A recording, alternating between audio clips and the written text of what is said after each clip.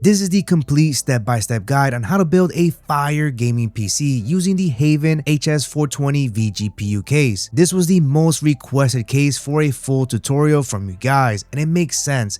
This case is insane. By the end of this video, you'll have the confidence to build your very own as I walk you through each step. Now, the HAVN HS420 comes in black or white with two different GPU mounting options, standard horizontal for $229 or vertical for $299, which is the one that HAVN sent out to me so I can deliver an awesome guide. All the components will be listed in the description down below, along with affiliate links that help and support the Firewolf Tech channel. But just the time that you spend watching my videos, commenting, and hopefully subscribing is more than enough to support my channel, so thank you. I'll have timestamps so you can always feel free to skip ahead or come back whenever you're lost. So starting off with the components, I'm packing serious power into this build. For the CPU, I'm going with the Ryzen 9 9950X3D and pairing it up with the ROG ASTRAL 5090. For the motherboard, I'm going for the ROG Crosshair Extreme and installing the NZXT Kraken Elite 420 to cool the CPU. For RAM, I'm going for 96 gigs of G.Skill Royal Neo RGB that I paid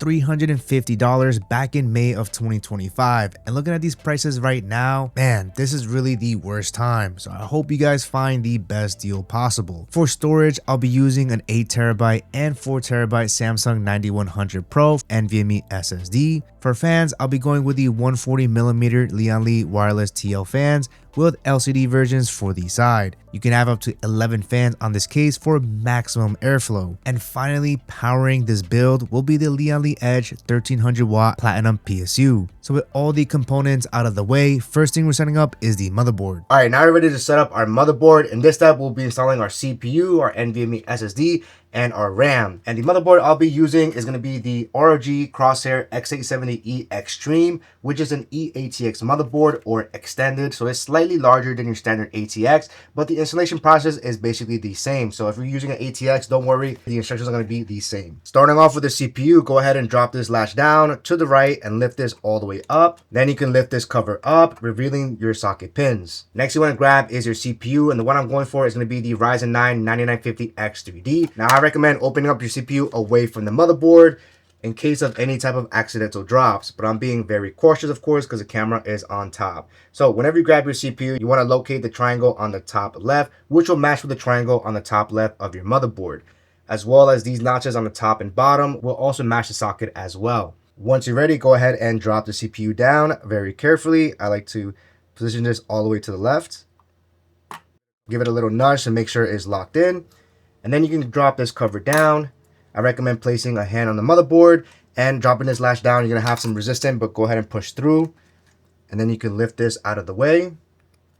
And now you have your CPU installed. Next thing I'm installing is the RAM, and the one I'm going for is the G.Skill Trident Z5 Royal Neo RGB, 96 gigabytes, and this RAM is absolutely beautiful. So our RAM gets installed in this section over here to the right of your CPU. Just ignore this slot for now. This is something very unique to this particular motherboard. If you're going to be using 2 sticks of RAM like I am, you only have to populate the second slot and the fourth slot. And you're going to notice some notches on the top that you need to drop down. So I'm going to drop down the second one, which is labeled A2, and then the fourth one, which is labeled B2. And depending on your motherboard, you may have additional latches on the bottom that you can also drop down. Some motherboards don't have these latches, and that is completely fine. But because we have additional ones, I'm going to drop down the second one and the fourth one. Next thing you want to do is grab your RAM, locate this notch in the middle, and you want to position that next to this line right over here. Now, if these lines don't match up, then it is not the right orientation, so you just have to flip it over.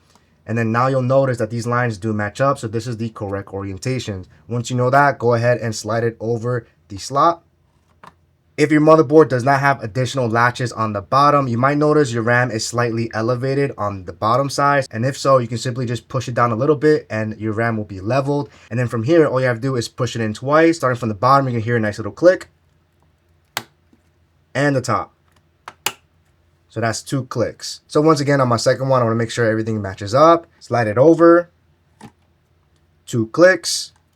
1, 2. And now our RAM is successfully installed. Next thing we're installing is our NVMe SSD, and I'll be going for the 9100 Pro. This one's the 8TB, and I'm also going to install an additional one, a 4TB as well, so a total of 2 NVMe SSDs. And so in order for us to install our NVMe SSDs, we have to first reveal our M.2 sockets. Depending on which motherboard you have, some motherboards might have easy release systems where no screwdrivers are necessary, or you may have to use a screwdriver to reveal your M.2 sockets. And if you're using this particular motherboard, you also have this additional piece here, which is called a QDIMM, to install 2 additional NVMe SSDs, which is completely optional. To reveal our first M.2, thankfully this motherboard has an easy release system. You push this down and you can lift this whole heatsink out of the way and put it to the side. And on this motherboard, we have 4 screws holding additional M.2s. So I'm gonna quickly unscrew them.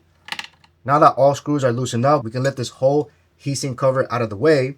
And you're going to notice 2 additional M.2 sockets. So on this motherboard, we have a total of 3 M.2 sockets that can be installed on the board.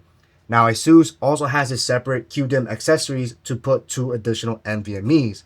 And so if you're going to be using multiple NVMEs, I highly recommend you reference your motherboard's manual, so that way you can see if any of these M.2s may or may not share bandwidth with your main GPU slot.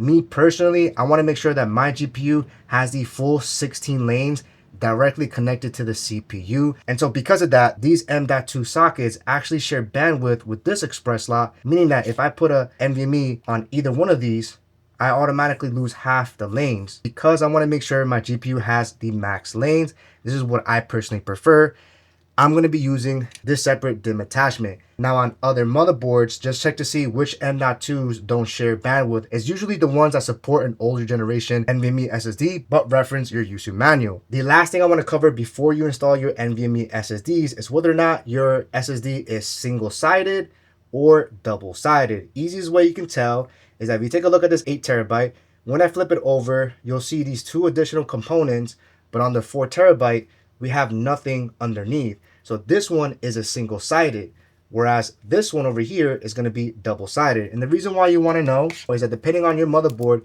it may come with additional pieces such as an M.2 rubber, which is meant to be installed for single-sided NVMEs. But again, reference your motherboard's user manual. With all that out of the way, we're now ready to install our SSD. Now your motherboard may come with additional thermal pads on the bottom that you have to remove. In the case of this motherboard, I have this that needs to be removed. So I'm going to go ahead and take that out of the way.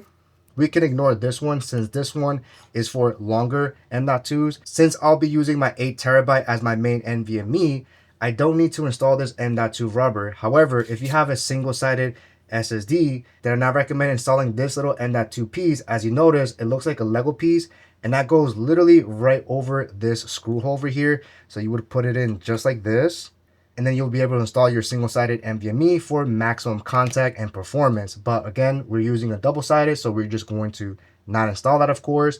And once you're ready, go ahead and locate this notch, match that notch up with your motherboard's socket, place the SSD in an angle, push that all the way in. And this one has an easy sliding mechanism, so I'm just going to slide this to the right. I'm going to push this down, and then I'm going to slide this all the way to the right so it locks in place. Your motherboard may have a different way to lock in that SSD. Now for my second SSD, I'm not going to be installing in any of these sockets because once again, I want to make sure my GPU has max lanes. I'm instead going to install it on this separate QDIMM system. So I'll show you exactly how to install it in case you go for this motherboard. For now, since this is the only NVMe that I'm going to be used on this motherboard, we can start reinstalling our heatsink. So go ahead and grab your main heatsink over here. Turn it around and you're going to notice a sticker that you have to remove since this reveals the thermal pad. And then you can place this one in an angle. Most ROG motherboards have this mechanism where you can just easily snap it in place and push it all the way down. Just like that, locked in really nice. And then for the next heatsink over here, make sure you flip it over and remove any one of these stickers depending on if you're using an M.2 on here. Since I'm not using any, there's no need for me to remove anything, so I'm just going to line this up and screw it back in. Now that's screwed in, and for those of you guys that are going to be installing your additional NVMEs on this QDIMM attachment, all you have to do is locate this little pieces here, make sure they're both lifted up. And as long as they're both lifted up, you can easily open this whole thing up and you can pull this board out of the way. Put this down for a moment, and this board here has an M.2 socket over here and also another one if you flip it over. So you can have 2 additional NVMEs. Now this is up to Gen 4x4.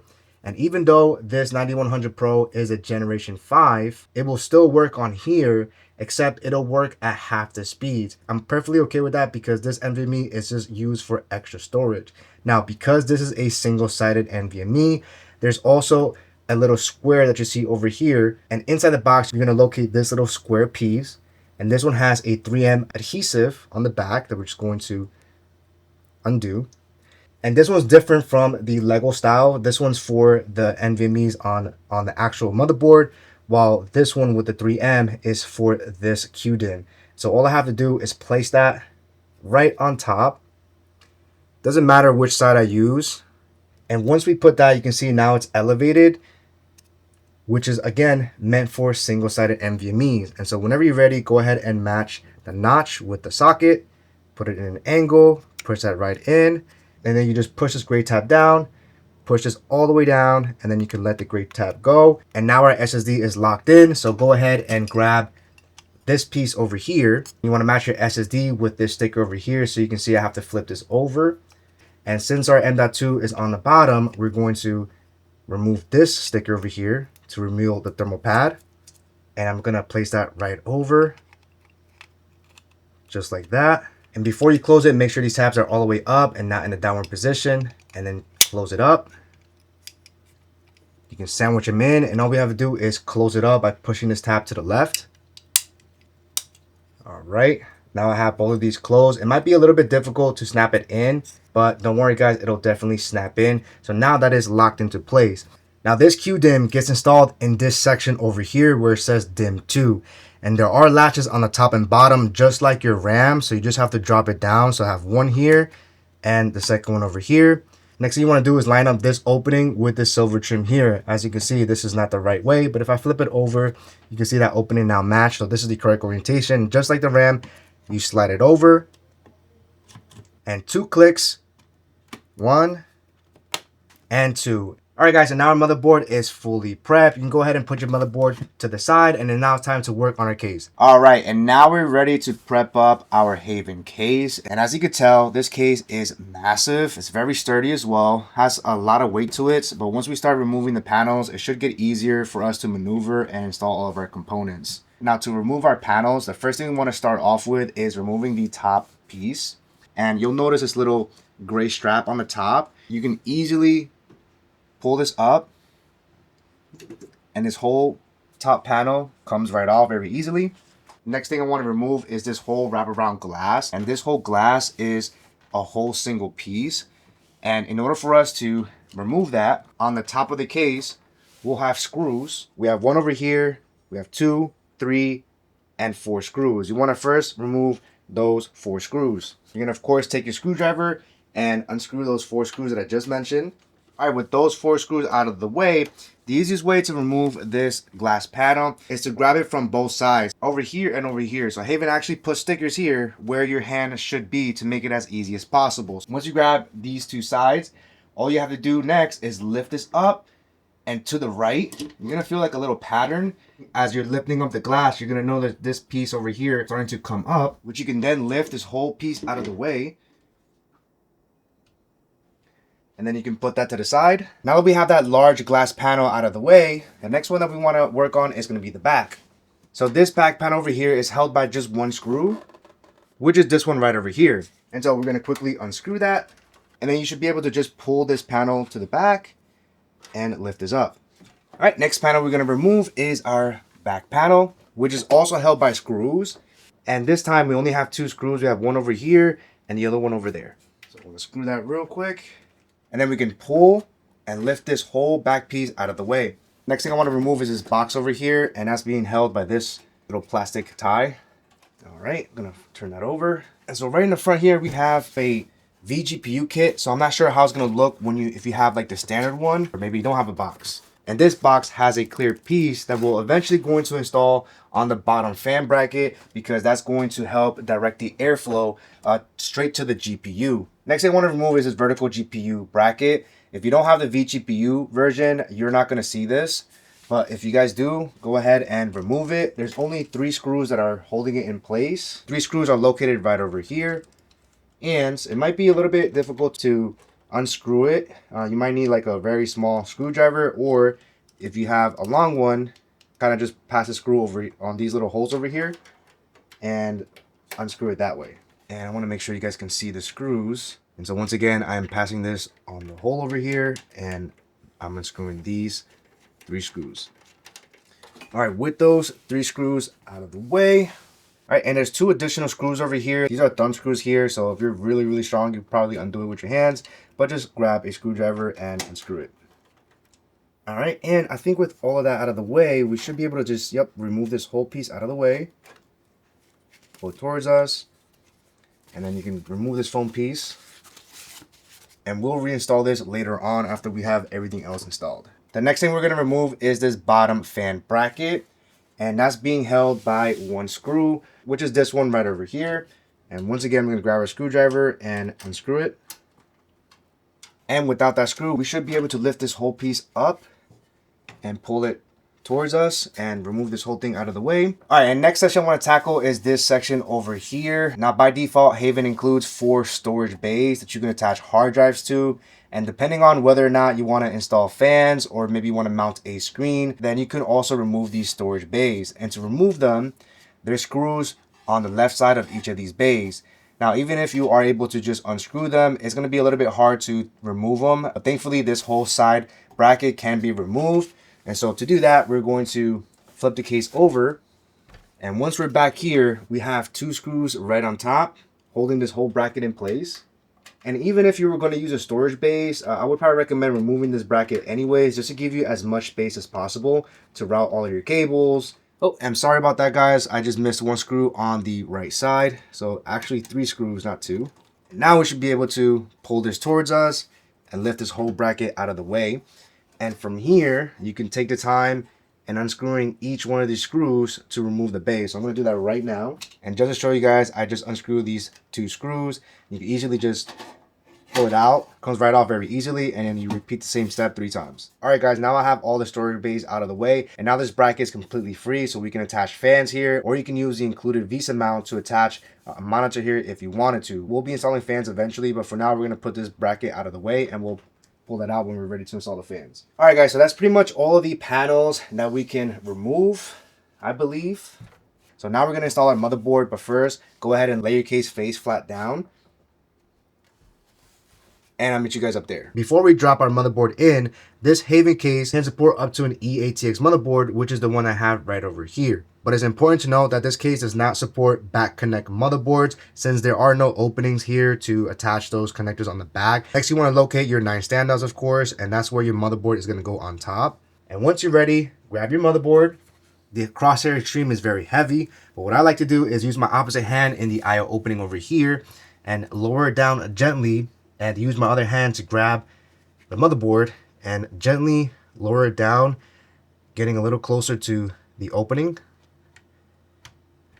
And you're just going to find the center, and you'll know you found the center when you try to lift your motherboard up and down. It doesn't move anywhere, so that's how you know it is perfectly centered. You should also see your screw mounts line up as well. Next, you're going to locate your accessory kits, which I forgot to mention, but they also include these really nice HAVN gloves if you ever want to use these during the whole installation. But further inside, you'll find this clear bag that has all of our screws. And I do like the fact that they label all of these bags, but you basically want to look for the one that says motherboard, and you're going to pull out 9 of these screws. Once you have your 9, go ahead and screw them in.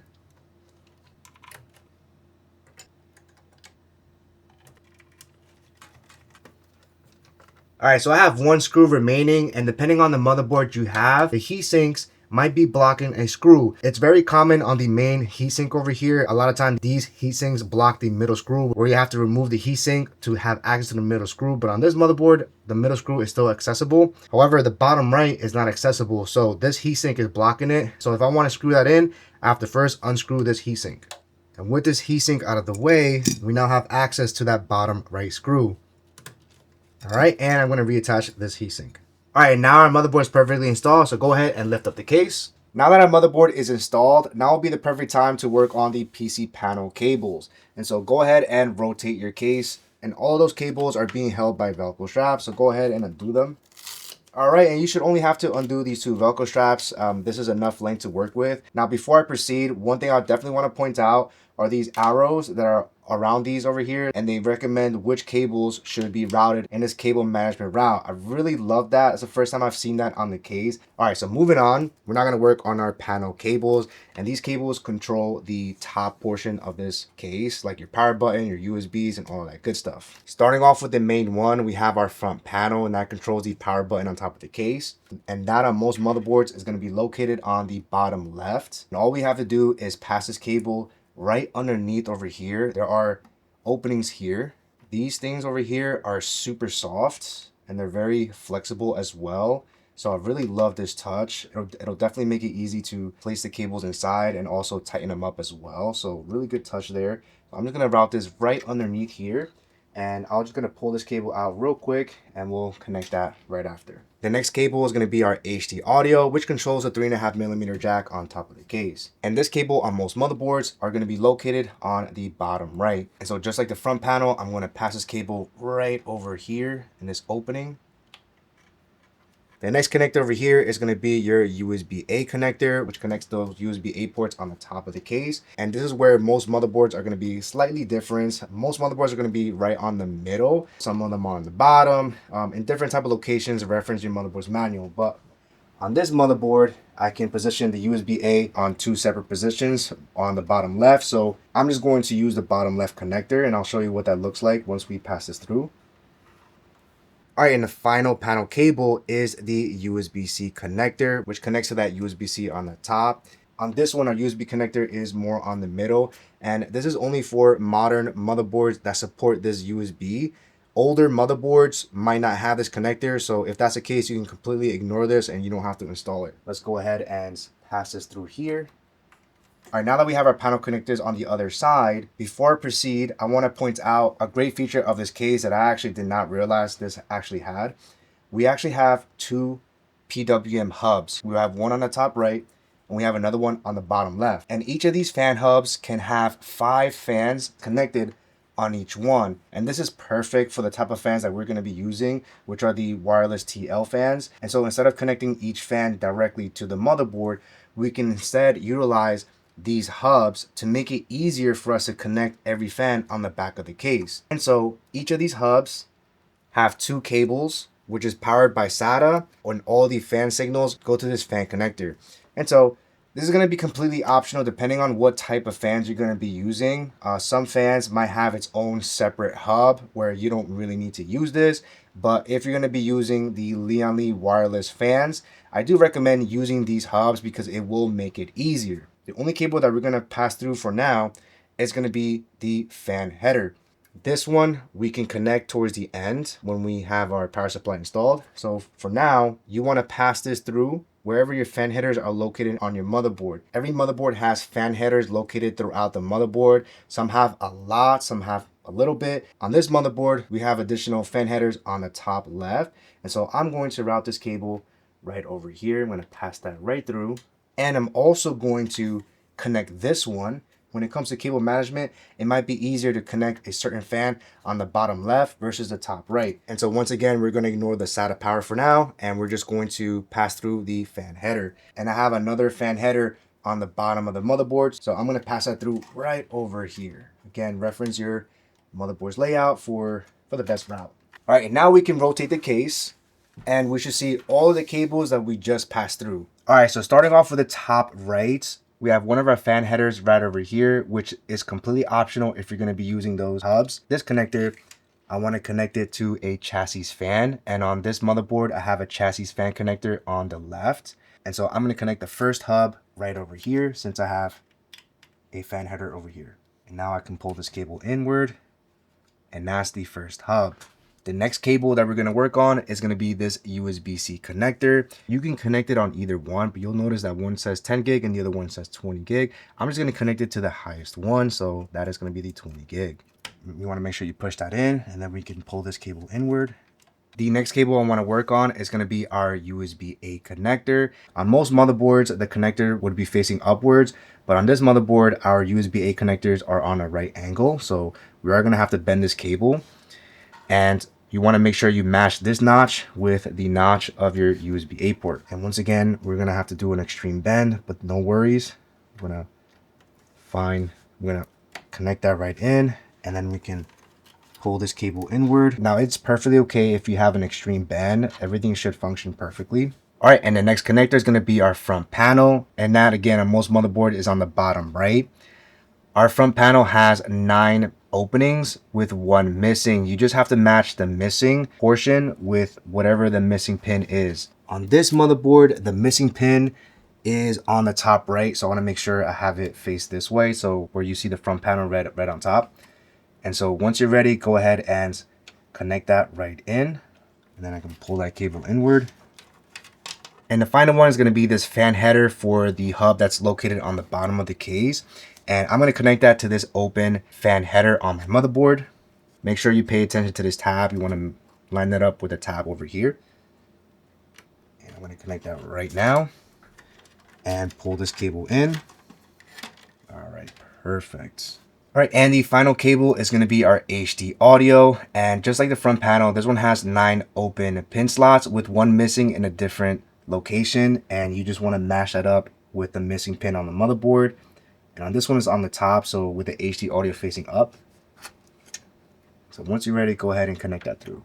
And so you might come across, depending on which cable you have, if you're on the first slot, this is going to peek out. So to fix that, just pass the cable on the middle or the one all the way up front, just so that it can look a little bit cleaner here. And you'll notice these little tabs here, you can actually move this in different positions. And so since I only have 2 cables so far, I can just put this all the way here and kind of have like a little squeeze here. And they also have additional clips as well, so we can start clipping whenever we're ready to attach our USB connectors, for example. So for now, we'll touch upon this later on depending on how many more connectors I have, but I definitely love that touch. All right, and before I proceed, I'm going to go over all the connectors one last time. This one right here is the first fan hub that we connected, followed by the USB-C connector, USB-A, front panel, second hub, and finally the HD audio. And if you want, you can take the time to cable manage this lightly so it makes it a little bit easier when we're installing other cables. All right, and after a quick 2 minutes, I was able to easily manage this very easily using these existing Velcro straps just to clean it up a little bit. Just ignore the SATA power connectors for now. We'll install that later on. And so now, let's go ahead and rotate the case again.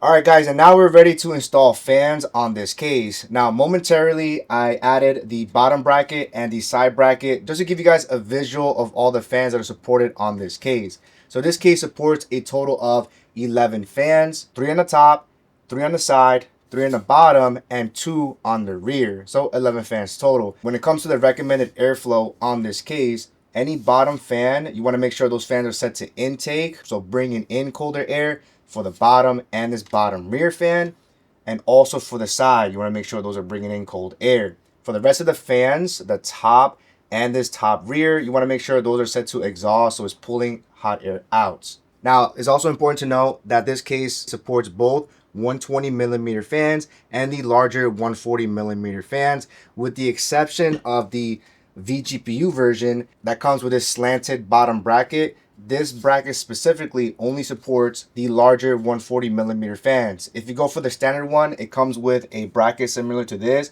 so you could install the smaller 120mm fans if you wanted to. But for the rest of the fans, you are able to do either 120 or 140. And to give you guys a visual difference of what 120mm fans will look like versus 140, these are the SL Wireless Infinity fans that I quickly daisy chained. I know they're mismatched at the moment, but these are the only ones I have just so I can show you guys. So 3 120mm or 360mm in total.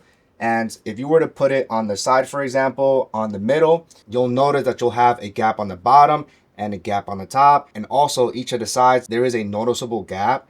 However, if I were to take the 140mm fans, which are much larger, and I were to put it in the center, you can now see that the 140mm fans fills up that side much more than the 120mm fan. So that's something that you should consider, of course, whether you prefer to have smaller fans, or if you want to go for the larger fans. With all that out of the way, the first set of fans I want to tackle are going to be the rear fans, and you want to make sure you do this first before you attach any bottom fans, and of course later on the AIO, which will make it almost impossible to do. So these are the first set of fans that I recommend you start to tackle. Now before we proceed, as I mentioned earlier, this supports 120mm and 140mm.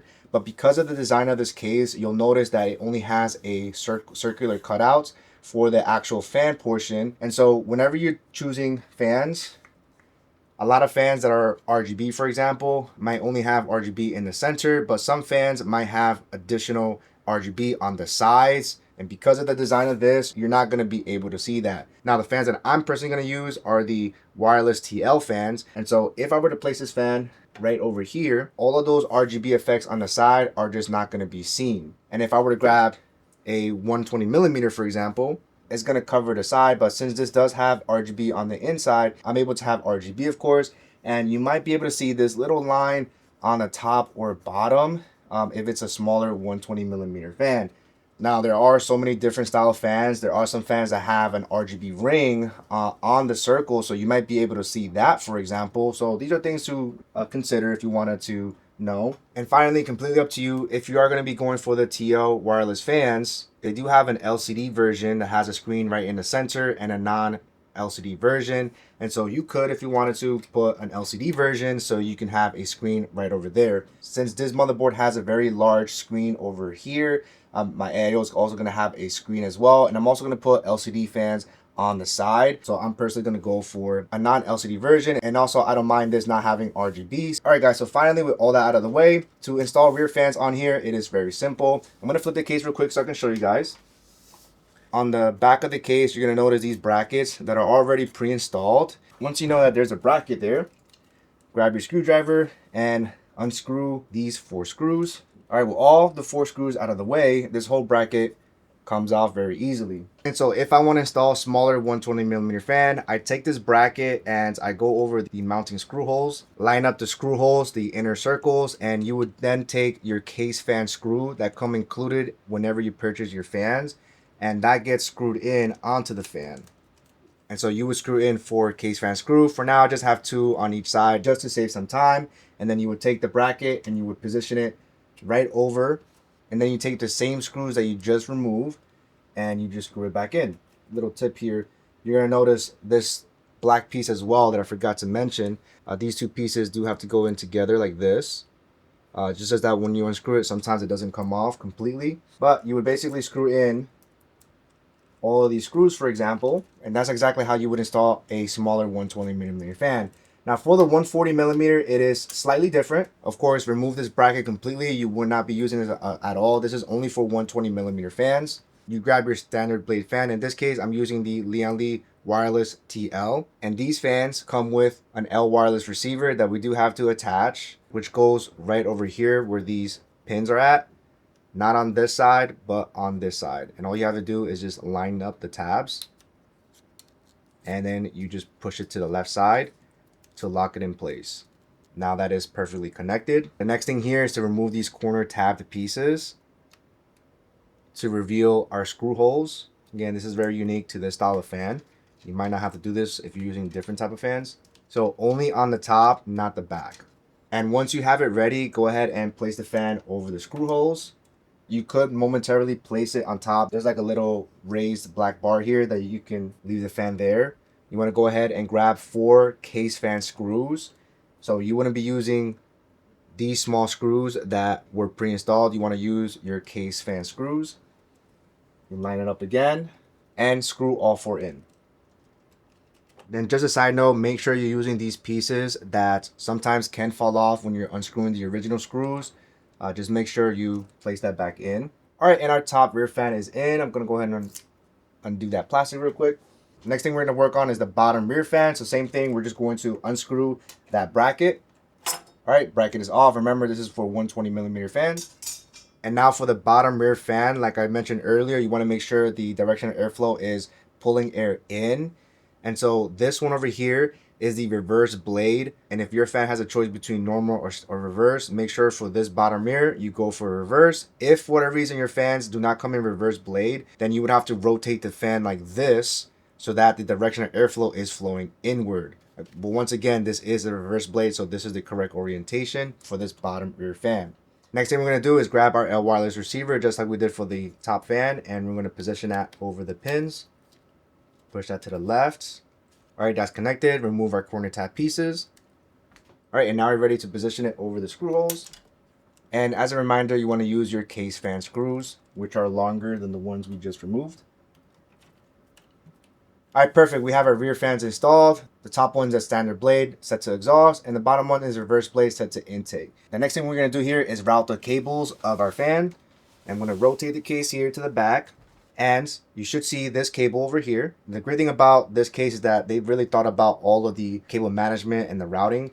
And so all we have to do here is grab this portion over here and feed this wire right over here. Little opening.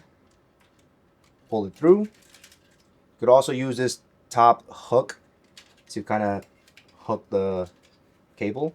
Same thing I'm going to do on the bottom one over here. We have an opening right over here. We're going to pass this through. Use the hook here to have that cable nice and managed. And then we're going to rotate the case to the back. And now we have our fan header here. So these are the 4 pins.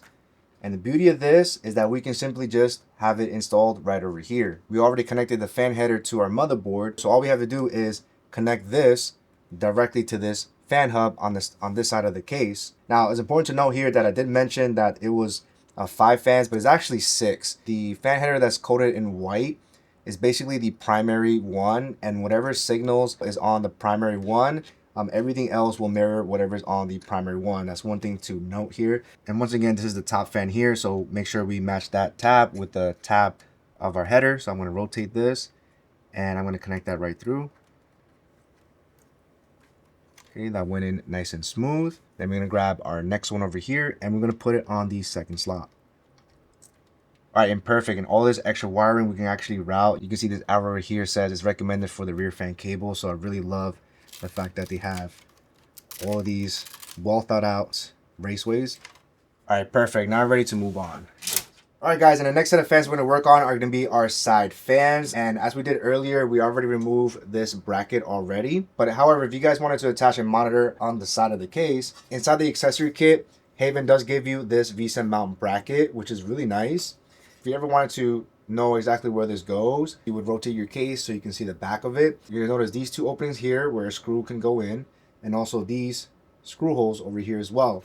And so you would just angle this inward, and now you'll be able to screw in this VESA mount also over here as well.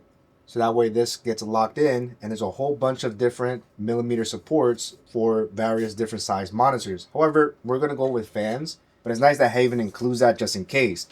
Now, when it comes to installing your side fans, you could, if you wanted to, have this side bracket completely installed. If you have fans that are already daisy chained, it might be very easy to just mount the fans that way. Or you can simply just attach the fans directly on the bracket separate and then put it back in. This is definitely helpful for those of you guys that have fans that aren't magnetically attached, for example. All right, guys, so quickly show you how to install the side fans on this bracket away from the case. It's very easy. You want to make sure the bracket is flipped like this, so it's laying completely flat down. You want the fans to go right on top of here. Pay attention to these 2 tabs over here because this is the bottom portion, while the mounting screw holes are the top position. Next thing for side fans you want to use are reverse blades, or if you have standard fans, you want to make sure you rotate them so that way they're set to intake, but these are already reverse, set to intake already. Now the fans I'm going to be using are going to be the wireless LCDs, and these fans only come in a single pack, so you are going to have to purchase all these fans individually, unfortunately. But the way these works are very simple. They have a really awesome interlocking system where all you have to do is match up these tabs with the female ends, and you just line them up and you interlock them, and you can do that multiple times to create a nice daisy chain. So I already have 3 of these daisy chained already. Since we're going to screw these fans directly onto the bracket, for these fans we want to flip them over and we want to remove the corner tab pieces on each one of these. All right, once you have all the corner tab pieces away, the next thing to consider is the position of your L wireless receiver. Remember, it only goes on this side for the TL versions, and on the other side, we can install it. And so I personally would rather have the receiver to be on the top to route the cable, but you could have it on the bottom as well, but I'm going to keep it on the top. So just keep that in mind. And once you're ready, grab the bracket and the fans, flip it over, so that way you can start aligning the screw holes. And I recommend just having these fans centered. And then you're going to grab 12 case fan screws that should be included in each of the fans that you purchase. Once you're ready, go ahead and screw all 12 in. All right, now all 12 screws are installed. The next thing here is attaching our L wireless receiver. And like we said earlier, we have it positioned to the top. So I'm going to clip that real quick.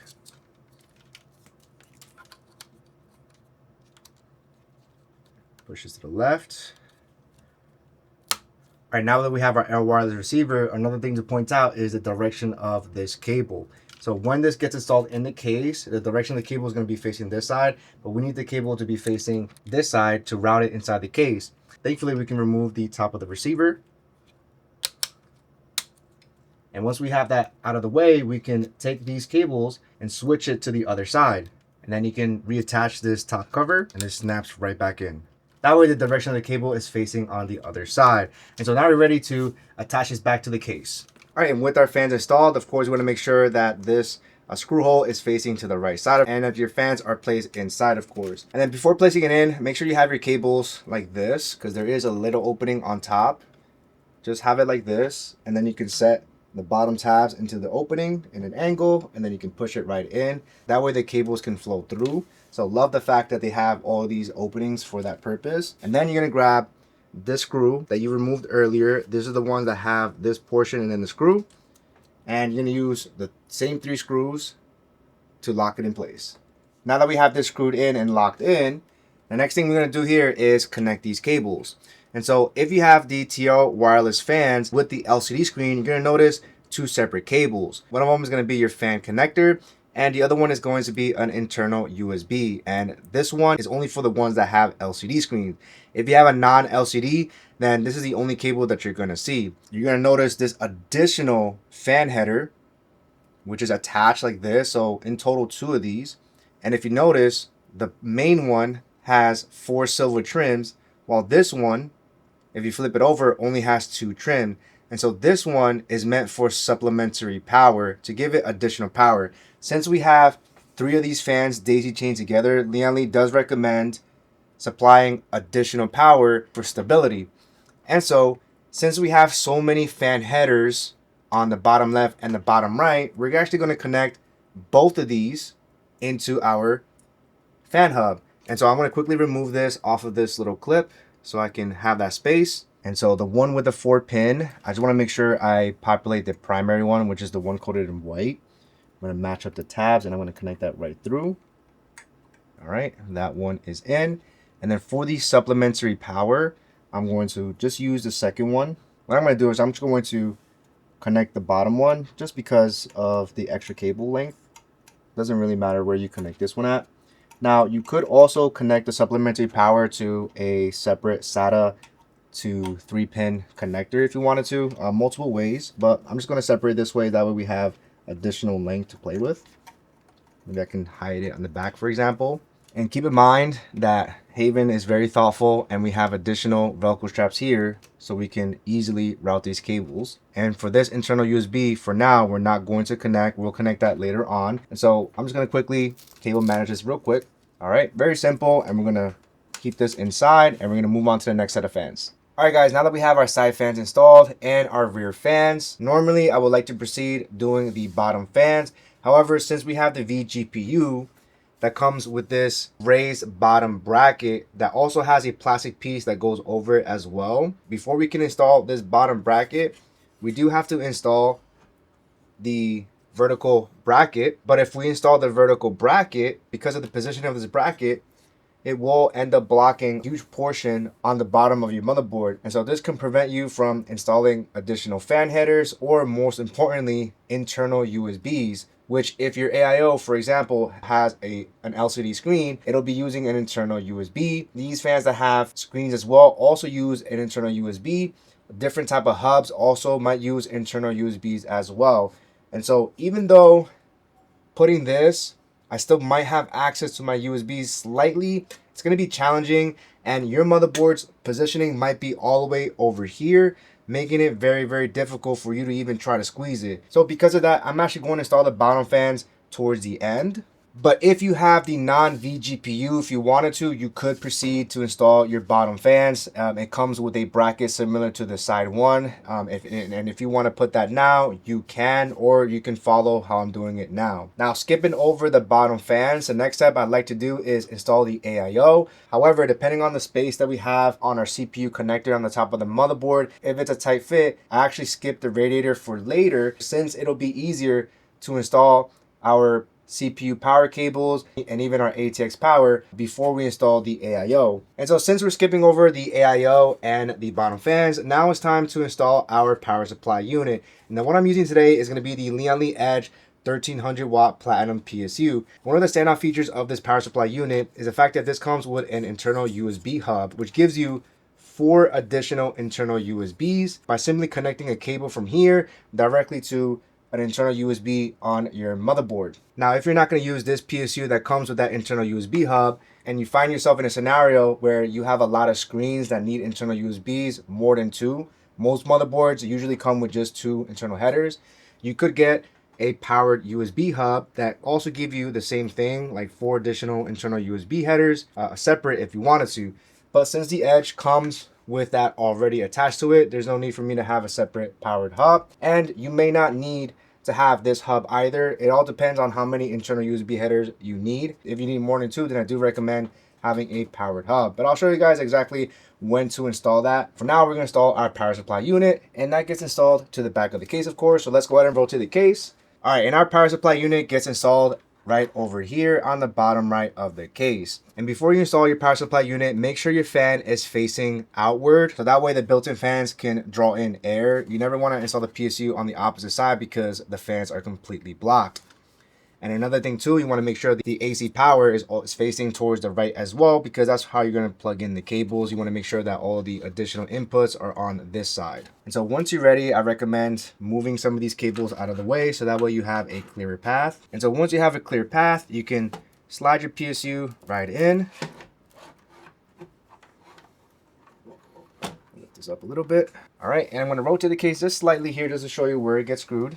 All right, so you should see 4 mounting screw holes, and inside the box of your PSU, you'll be able to locate these PSU screws. They look just like this. This is also included in the HAVN accessory box as well. You can choose either or. I'm simply going to use the one that's included in the PSU. They're the same exact screws, and you're just going to screw all 4 of them in. All right, all 4 screws are in, and now our PSU is installed perfectly. Now, before we start plugging in our power cables, the Edge does make it very easy by having all of the power connectors here. But if you have a standard power supply unit, your connectors are probably going to be right over here, which is still very easily accessible. But before we proceed, now would be the perfect time to install any type of hubs that you may have, like an internal USB hub, or maybe a hub for your fans. In this case, this is the L wireless controller. I want to first connect my internal USB on this power supply unit. If you are going to be using the Edge or any internal USB header, they're going to include a USB extension cable that we have to connect to our internal hub directly to the motherboard. And so on the Lian Edge, we have a section right over here that says motherboard signal. Then that's where we're going to connect one end into this over here. And you would do the same thing if you're using a separate powered hub. You just connect that cable into the hub first. All right, so I have this USB connected to motherboard signal, and on the other end, we're going to route that in on the bottom, since our internal USBs are usually in the bottom center of the motherboard. And so I'm just going to pass that right on top. And so I'm going to rotate the case, and here is that USB that we just pulled out. And then on your motherboard, you want to locate where your internal USB headers are. You can always reference your motherboard's user manual. But on this motherboard, we have one over here and one over here. And so similar to the front panel connector, we have 9 open pins with 1 missing. And same thing, we just matched that up. Right? And this connects my internal USB hub inside the case. Again, this is going to be completely optional. Your build may not need extra USBs, but on this one, I do. All right, and that one is in.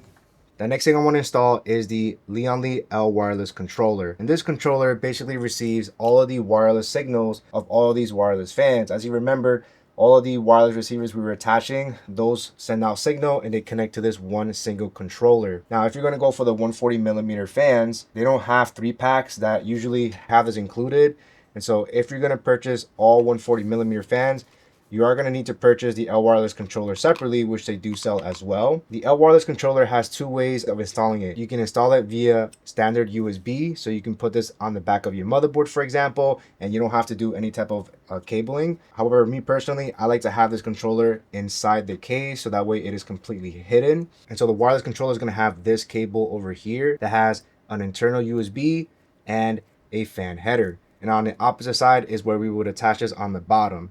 To make things very easy, since we have everything nice and open, I'm going to install this USB directly to the motherboard, which is what Lian recommends. You could technically install this on the hub, but they do prefer a direct motherboard connection. So we're going to use this second one over here. And then I'm also going to connect the fan header as well, which is optional. But since we're already here and we have some open fan headers, but starting with the USB, I'm going to install it on this open USB over here.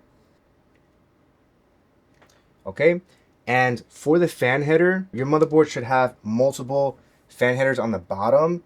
In the case of this motherboard, we actually only have one, which we already use, but we have additional fan headers on the bottom right. Even though this says radiator fan, you still could plug this in here, or if you want to plug it directly to a system fan header, then we have another chassis fans on top of here.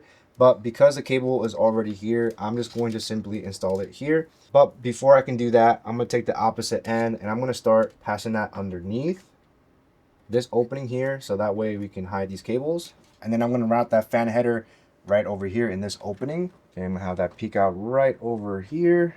All right, so I just routed the fan header portion and I'm going to install it right over here. And I'm going to tuck these cables inward. And now we can rotate the case. And we should now see the opposite end of that cable, and we're going to connect that right onto our L wireless controller. Now that we have this connected, we can place this literally anywhere around the case. There is no magnets here, so you can use a Velcro strap to Velcro that in. For now though, I'm going to just tuck it into the bottom right corner, so that way we can figure out how everything's going to look and maybe find a home for it. All right, once you've connected your optional hubs, next step here is to locate your PSU cables, which is included in the box, of course. And I'm going to grab the cables that you're going to need in this build. All right, the first cable you're going to locate are your CPU power connector, and they're very easy to identify because they should say CPU on them. Now, this motherboard uses 2 8-pin connectors, and so your PSU should have 2 of these cables, so we're going to be using 2. Next, you're going to locate your motherboard 24-pin ATX power cable, and it's very easy to identify because this one has the largest connector, so we're definitely going to be using this cable. Next cable we want to look for is your SATA power cable. As you noticed earlier, we are using the hubs that are included in the fan, which each of them do take a SATA power connector. But you might also need SATA power for an AIO that has an LCD screen, for example, or you might even need one for other hubs as well. And so your power supply unit might come with multiple SATA power connectors, and they usually have 4 attached already. One thing I like about Lian's is that they include different styles. So some of them have different types of like positions of the cables. For example, this one has all of them facing up, while other ones might just have them in different locations. So I personally like this style, so I'm just gonna go with this one. And if you need more, there should be plenty. All right, the last power connector you're going to need are your GPU power cables. Now, if you're going to be using a GPU with this connector, which is the 12-volt high power connector, then this is the only one you need. You normally see this on high-end 40 series, 50 series. Some high-end AMD GPUs also started to use this connector as well, so you can just use this one cable. But if your GPU does not have that connector, then your power supply unit will also have PCIe power connectors, and those GPUs might use 1, they might use 2, 3, or maybe even up to 4. So those are also available. But since we're using the 5090, we are just going to use this one cable. So that's pretty much all the cables you're going to need. So for now, let's go ahead and rotate the case. All right, first power connectors are going to be our CPU power connectors. And on our motherboard, that is going to be on the top left. You'll notice these little power connectors. Now your motherboard might have just one 8-pin, or it may have dual 8 pins like on this motherboard. Sometimes it could be an 8 plus 4. If it's a plus 4, you can always remove half of the pins, for example, to make it a 4-pin. but we're going to be using both A pins. The next thing you want to do is make sure you're connecting the side that says CPU. The other side of the cable should say PSU. So of course, that's going to be connected to the PSU. So just focus on CPU. Turn it over, make sure this tab is facing upwards, and you just simply connect. You can hear a nice little click. All right, perfect. Our first one is in, and you can slide these little gray pieces and then grab your CPU cable and start passing it over. Make a little opening over here, for example. Pull that through. I'm going to use this gray tab to have this more towards the middle. So I really like the additions of these pieces. We're going to grab our next one, connect that in, and then pass that on the right side over here. Perfect. Another thing I like about the Lian power supply unit is that it comes with integrated cable combs. And so I can just lift this up, for example, and the cables are automatically separated, making it look very, very clean. Again, these are completely optional. You don't really have to do this, but I like the look. The next cable we're going to connect is our motherboard 24-pin power cable, and that's going to get connected right over here. Now, on most motherboards, the connector is facing upwards, but on this motherboard, it's going to have a right angle adapter. Now, I will say, because this is an EATX motherboard and also has a right angle adapter, it could be very difficult to route the cable in this grommet space because there's not a lot of space. I highly recommend you consider what power supply unit you're going to use for an EATX motherboard like this one. It's very beneficial if you have power supply unit cables that are super flexible. There are some power supply units where the cables are super stiff, and that could be a huge pain to try to install. And so the Lian are very flexible and very easy to maneuver. So that's one thing I do recommend if you're going to be using this particular motherboard or other ETX motherboard that have right angle ATX slots. And so because I have that right angle, I'm actually going to come at it from the back, but you would be able to just simply connect your ATX power with the tab facing on the right, connect that in, for example, and then you can just route your cable that way. But I'm going to route it from the back. And so I want to make sure this tab is facing on the left side because that's how that gets connected on this motherboard, for example. So I'm going to come at it from this angle. Since we have these cable combs, I'm going to start pulling them down a little bit to make it easier for me to bend these cables. All right, I'm going to quickly route this from the back. Let's see if I can maybe pass it through the middle. All right, so we have that in. I'm going to probably move the cable combs down further because I just want to bend this as much as I can, and then make that extreme bend. So I may need to pull this cable more outward, make that crazy bend, so that way I have more space. Now it's more flexible, so I should be able to now position it. I'm gonna push that in. Now on this motherboard, it's really hard to push it in, so I'm gonna use the tip of the screwdriver without a bit. I'm just going to push that in.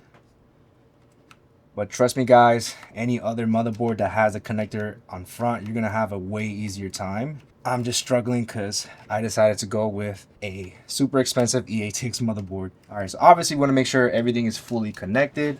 And now I should be able to pull this cable inward as much as I can. And I'm gonna try to make it as pretty as possible. Best that I could do. I'll probably spend some more time, maybe making this look a little bit better. But we finally have that installed. And so now that we have our CPU power and our motherboard power, let's go ahead and rotate the case. Now that we're in the back, you should see your 2 CPU cables, or 1, and our other end of our motherboard power connector. So starting off with the CPU, on your power supply unit, you're gonna look at where it says CPU and PCIe. So both PCIe and CPU share the same 8-pin connectors on the power supply unit side. And so there's a whole bunch of these connectors. I can literally connect it on either one. I'm just going to connect it right on top. Probably use a second and third connector. So this is the first one over here. And then for our last one here, I have the tab facing on the right side, of course. All right. So these are the 2 CPU power connectors.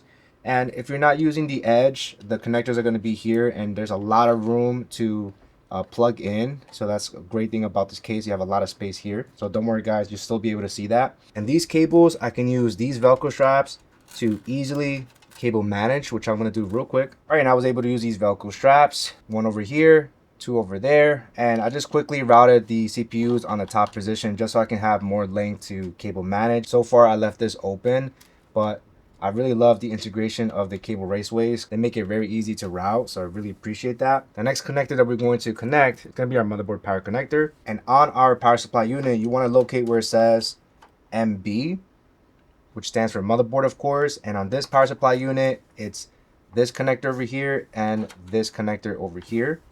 And we just have to match that up. Of course, you plug in the larger one to the larger opening and the smaller to the smaller openings. On this power supply unit, we have the tab on the left side, so I'm going to connect that right in.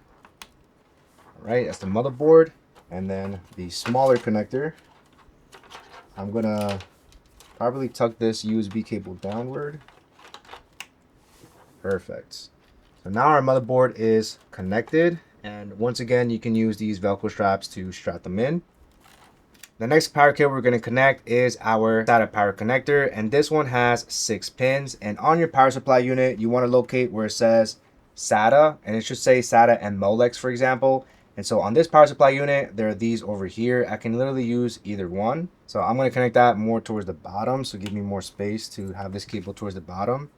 And this SATA power connector gives me 4 open SATA power slots. And so now will be a perfect time to connect the SATA power for these fan hubs on the top right and the bottom left, if you're going to be using it, of course. So starting off with the top right, we're going to connect that on one of the open slots. It only goes in one way. Snap that right in. Then for our bottom right, which is this one over here, it's going to use the left slot here. All right. And so that's connected in. If you're using a separate powered internal USB hub, that most likely will be using one of these SATA powers, so you can also connect that as well. And the final SATA power that we're going to need is from our AIO. Eventually, once we install that, we'll be using another SATA power as well. So for now, we can tuck these cables inside, and we'll revisit that again when we're installing our AIO. Now, since we're still back here, now will be a good time to connect any of your internal USBs if you have one currently. I have one for the side fans, which are LCD, so they use an internal USB. And as you know, I already have my internal USB hub right over here that's integrated to the power supply unit, which is very convenient. And so I'm going to connect that real quick. And by the way, this is the only set of LCD fans that I'm going to have on this build in particular, just on the side. But if you have multiple ones, then you're going to most likely have more USBs. So I'm going to try to connect that right on the bottom. All right, so I just connected the internal USB for these LCD fans. So now everything should be connected so far. The last power connector is our GPU power, but we can leave that towards the end when we're installing our graphics card. So for now, let's go ahead and rotate this case over and work on the next step. All right, guys, we're now ready to install our AIO, which is going to go on the top of the case. Now, this HAVN supports both 360mm and 420mm AIOs. And just like I showed you earlier with 3 120mm fans on the side, if you went for a 360mm AIO, this will be most likely the equivalent size, maybe a little bit longer for the AIO itself. But just to give you a visual idea of what that could look like, a 360mm AIO would probably be positioned probably around here. And so you would probably be left with a noticeable gap over there. Even if you had your AIO more centered, you're still going to have a gap between there and there as well. So it's going to really depend on, of course, personal preference or what AIO you really want to go for, because most of them only have options for 360. And to give you a visual of how a 420 will look like, this is 3 140mm fans, of course. So if I were to put this on top, you'll notice that these fans do end up covering up a good amount, and the actual radiator itself would be slightly longer than the fans, creating less of a gap. It's going to be personal preference, of course. And the AIO that I'm going to be using is going to be the NZXT Kraken Elite 420. And the Kraken Elite is one of my all-time favorites. And I was really excited when they announced a 420mm version. Once they announced that, I knew I was definitely going to use one of these in a future HAVN build. So I'm really excited to see how that's going to look. And so if you wanted to, you could attach your AIO directly on top of the case if you wanted to. However, I think it's best to just remove this top bracket, which is completely removable, and install the AIO separate from the case and then drop it back in. I think that's much easier, especially for beginners. And so right on the top, you're going to notice some screws, which I'm going to tip this a little bit. So the screws in question are going to be this one and this one over here. So just 2 screws that you're going to unscrew. And once you have that unscrewed, you can lift it up from the top portion and take this whole top bracket right out. And now we can prepare our AIO and install it on the bracket. All right, guys, go ahead and grab your AIO. Now, if you're going to be using the Kraken Elite, we're going to be using this cable, so set it to the side. We're going to, of course, grab the whole radiator. Now, these are the included fans that come with the Kraken Elite. However, we're not going to be using these fans because we'll be using the Lian fans instead, so we're not going to be touching that. Next thing you want to grab is the other mounting accessories, and you would choose either the AMD kit or the Intel kit depending on the CPU you're using. Of course, we're going to be using the AMD kit for our 9950X3D. If you're going to be using the Lian wireless TL fans like I am, you want to make sure you go for the standard blade, which is going to be exhausting hot air out. You want to, of course, interlock them so you can have a nice daisy chain. Now, also, depending on the AIO, sometimes the fans are pre-installed. If that's the case, you want to just unscrew all of those existing fans, remove them, so that way you can replace it with whatever fan that you want to use. And so once you're ready, of course, since we have the Lian fans, we have to remove these corner tabbed pieces on the fronts and also on the back. So there's a lot of tabs we have to take out. Now that we have those corner tab pieces removed from the fronts and the back as well to allow radiator screws to go in, the next thing you have to consider is where the connector is going to go.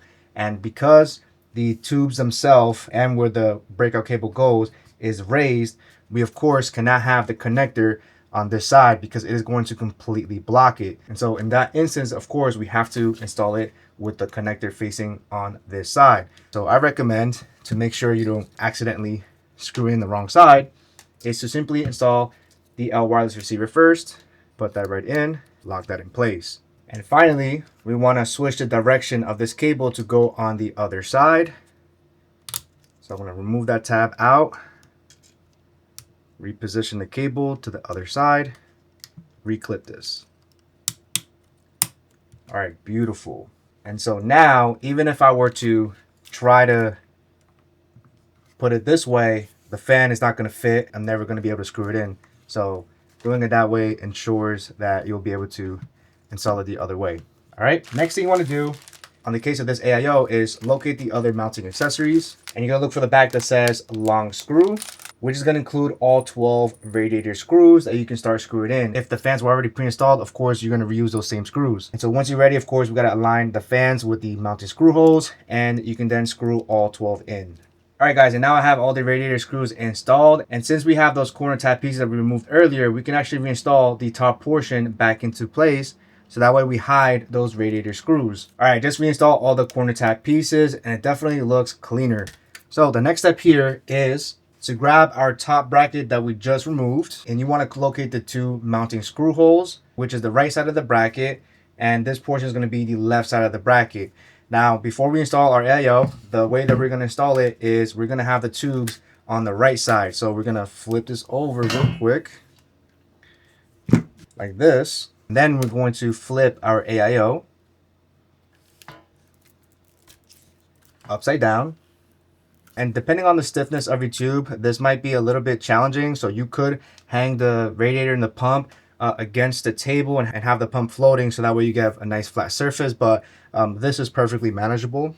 And so once you're ready, you're going to position the bracket right on top, and you're going to see all of the mounting screw holes. Next thing you're going to locate are your short screws. All right, and as for the positioning of the bracket, you could probably have it more towards the left.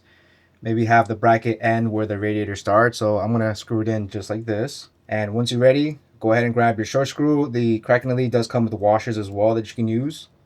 And you're going to screw all 12 in. All right, I have all screws locked in, and this AIO is now bolted on.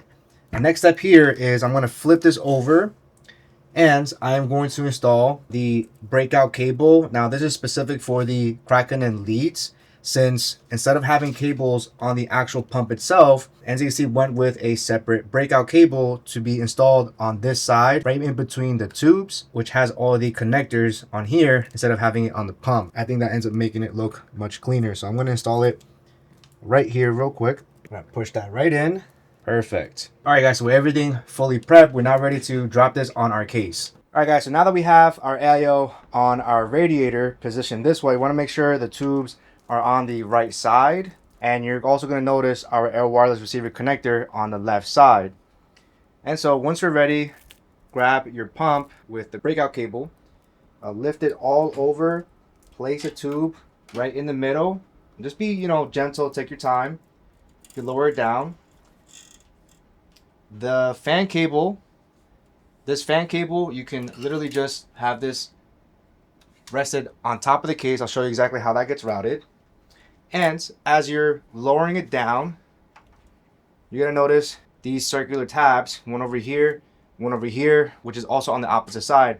And so all you're gonna do is you're going to position circular tabs with the openings on the actual case. So you're kind of laying it down and you're gonna see it right there. So this is where it kind of falls in, and then I can just slide it to the left. All right, and to give you guys a bird's eye view, if I shift this to this right, this is where you want to pay attention.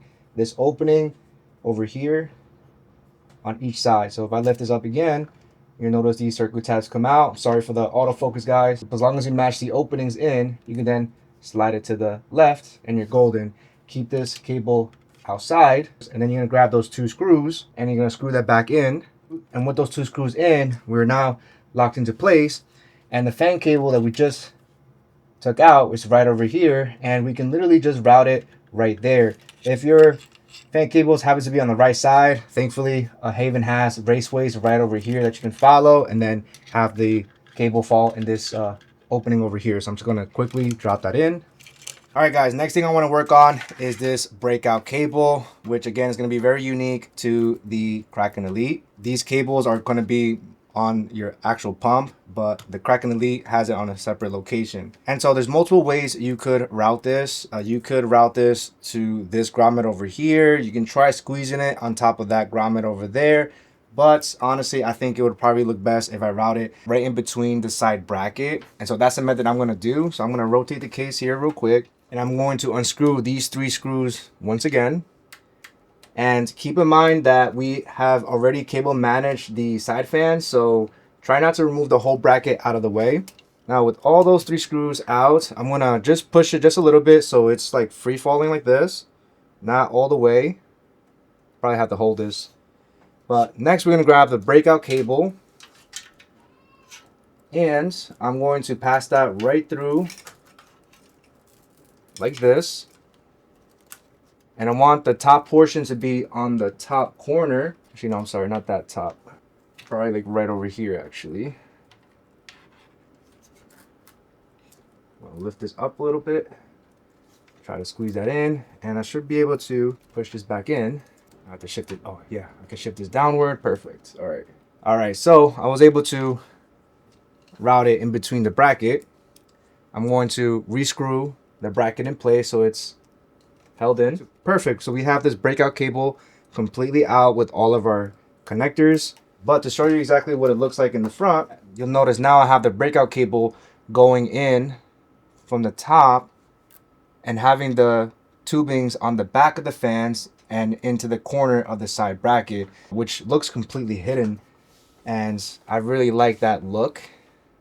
But again, it's up to you. If you want to just route it into this grommet, that's going to be completely up to you. But it definitely looks a lot cleaner. The next step here is to install our pump directly onto our CPU.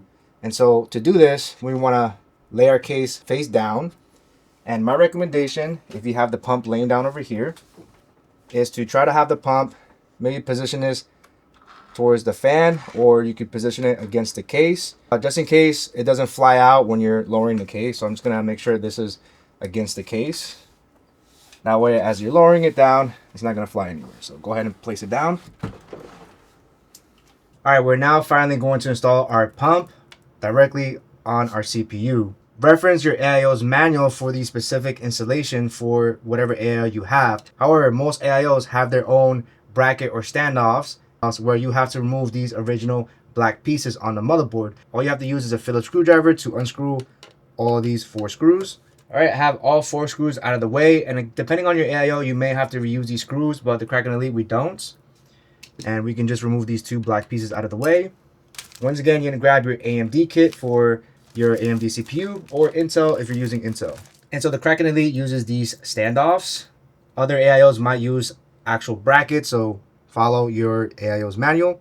And if you're following the Kraken Elite, you would just screw in the fatter portion of the screw threads and you leave the skinnies facing on top, fat in.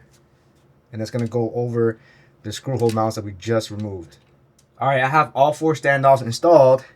And the next step here, depending on your AIO, it might have a retention bracket already pre-installed. And the ones that's pre-installed on this Kraken Elite is the one for Intel. So we are going to have to remove this and replace it with the AMD version. And so since we have to replace this, I'm going to put this down real quick. I'm going to go ahead and grab the AMD retention bracket and have each one of these on standby. I'm going to place it right on top of the case. Next, I'm going to undo this plastic. Be mindful of the pre-installed thermal paste that's on the pump. And then so the next thing we have to do is remove this Intel bracket because we're going to be using AMD. And so that's going to be removed just like this by just pulling it outward. And so that's one side. Pay attention to the smoothness. If you see, if I rotate it, it looks more flat. This one looks more rounded. You're going to grab the AMD version. And once again, I'm going to look for the smoothness. And this one is the more flatter side. I'm just going to match it the same exact way they had it before. And you're just going to slide that back in. And repeat the same step for the other side. All right, now our AMD retention bracket is installed. And now all we have to do is position these screw holes on the standoffs. But if for whatever reason your AIO does not come with pre-applied thermal paste, or maybe you're reusing an AIO, you are going to have to apply thermal paste not on the plate, but directly on the CPU. Those are very easy to put on. You can just put a P-size amount or draw a letter X, for example, and then you can install it over. But since we already have pre-applied thermal paste, we can go ahead and just simply drop it right in. So that's exactly what I'm going to do. I'm just going to put this right in. You want to make sure the tubes are facing downward. That's the easiest way. And you're going to place it right over the screws. You can let it go. And finally, you're going to grab these thumb screws and we're going to screw them all in. Don't be afraid of moving the tubes away if you need to access one of the screws. And then I like to just screw everything in little by little. And then once I have them all halfway, I screw them all in. All right, perfect. We have it nice and installed. You can maybe maneuver the tubes a little bit so that way your RGB is shown, but we're pretty much golden. The next step we're going to tackle is going to be our pump header. And once again, depending on your AIO, most of them with screens will have it around here where you can just simply connect the cable. But as you noticed earlier, this AIO has a breakout cable, so the pump header is actually located on the back. And so what I'm going to do is I'm going to lift up the case so we can grab that pump header. All right, our pump header is this connector, which has 3 pins. Some AIOs might be 4 pins, and like I said earlier, it might already be where the pump is at. Now, if you remembered earlier, this motherboard has radiator fan or pump headers over here, but I don't have enough length to connect it there. And so if you're in an instance where your motherboard does not have a dedicated pump header, maybe it's too far away, you can simply connect this one to the CPU fan header instead. And so that's what I'm going to do. I'm going to route this cable right over here. And let's go ahead and rotate the case. All right, it might be really hard to see. On this motherboard in particular, we attached this one for one of the headers, which was a chassis fan. The one in the middle is CPU optional, and the one all the way to the right is CPU fan. Most modern motherboards will have a pump header right over here as well. This motherboard has a radiator fan over here, but I'm just going to simply connect this one to CPU fan instead, since it doesn't really matter too much, since the Kraken Elite will have its own software to control the speeds. And so I'm going to mash the tab here. If you have a different AIO, your pump header might be attached to the pump itself, like I mentioned earlier. And you should have just enough space to connect this in. You should be able to have just enough space to plug it right in. This one is a little bit trickier because I have the QDIM already installed, but it might be even easier without this out of the way. But that's where we have our pump header installed, which is right over here, and it's completely hidden. Now, if your AIO has an LCD screen, then most likely it'll have an internal USB that needs to be connected as well. So we're going to rotate the case again. Our internal USB is right over here. If it's connected to the pump, then you would route the cable from the top and you would just have this cable popping out from here, for example. but the Breakout cable makes it a little bit cleaner. And so this cable we're going to install into our internal USB hub, which is integrated into our power supply unit. You might have a separate powered hub, for example, that you can connect to, or if you have additional internal USBs on the motherboard, let's say this is the only one you have, you can just have this routed on the bottom and connect it to the motherboard side. But we're going to connect it to our power supply unit because those two are already occupied. I'm going to use the top slot this time. I'm going to connect that right over there. And the last thing here, your AIO might also need SATA power if it has an LCD screen. Some LCD screens don't need SATA power. It all depends on the AIO, but the Kraken Elite does call for a SATA power connector. So we already have that installed right here. And all I'm going to do is connect this to an open slot. And thankfully I have just enough length to connect it. And then what I'm going to do is I'm going to momentarily use these Velcro straps to cable manage as much as possible. By the way, if you're using the Kraken Elite, this connector that you see over here, you're going to completely ignore. This connector is only for the included fans. Since we're not using the included fans, we never have to worry about this. So you can completely ignore that connector. Well, all right, and I was able to easy cable manage that, and I tucked the SATA power connector more towards the back so I can hide it. And let's not forget about the top wireless TL fans. Since you remembered earlier, we passed that wire right on top over here. So we have to obviously connect this. And good news is that we have that fan header on the top right, which is super convenient, which I absolutely love. So I'm going to connect that right over here. But actually, you know what? I'm going to use the bottom one to take up some of that cable length. So I'm going to put that right over here. And I'm going to cable manage this again. All right, nice and easy, very effective. And this one as well, why not? All right, and now we're ready to proceed to the next step, which is finally installing our bottom fans. Now, before we can install the bottom fans, because we have the VGPU version, it comes with this raised bracket to direct the airflow straight to the GPU. This also comes with a plastic piece that we're going to install, and it is raised pretty high. And because of that, we actually have to install our vertical GPU bracket first before we install this bracket with the fans and the plastic piece. If you have the non-VGPU, then you can simply just install your bottom fans if you wanted to now, since it's not going to interfere and there is no vertical bracket that you have to install either, and you can simply just slide in your GPU that way. But the VGPU does take additional steps. It takes a little bit longer, but worth it. For the VGPU, you're gonna grab your bracket that we removed in the beginning, and this could be a little bit tricky to install because we do have to install riser directly to the motherboard, and sometimes when you install this first, it might make it very tricky to push that in. So I'm gonna show you guys exactly what to do. Now, this vertical GPU, if you look at the bottom, you're gonna notice this tab over here. The HAVN case has this whole ledge section over here, and so as you're putting it in, make sure you have this on the top when you're getting closer, so that way you can continue pushing it in. Sometimes if you're trying to push it in this way, you're not going to be able to go through because of this bottom tab, so make sure it's lifted up high enough so you can push it in.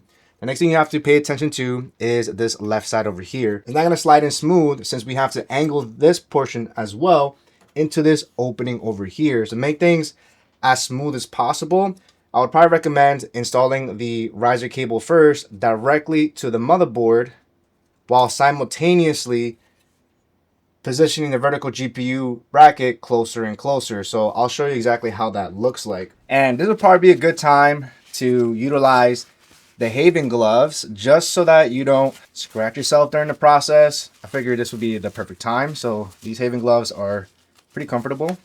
So if you haven't already, make sure you remove this rubber piece, of course. And you're going to notice this little notch over here. Match that notch up with your main GPU express slot, which is normally the express slot all the way on top. Sometimes your motherboard might have additional express slots. One great thing about the HAVN VGPU is that this riser cable is actually Gen 5, which is perfect. A lot of vertical brackets usually come with Gen 4, and Gen 5 riser cables at the moment are pretty expensive. So the fact that this is also Gen 5 saves a lot of time since you don't have to replace the riser with a Gen 5, for example. And it also saves you some money without having to buy a Gen 5 riser. This is really great for current gen GPUs. And so before we proceed, this riser cable is very, very, very flexible. So don't be afraid to bend it. And one last thing here, you're gonna notice a screw on the left side of the VGPU.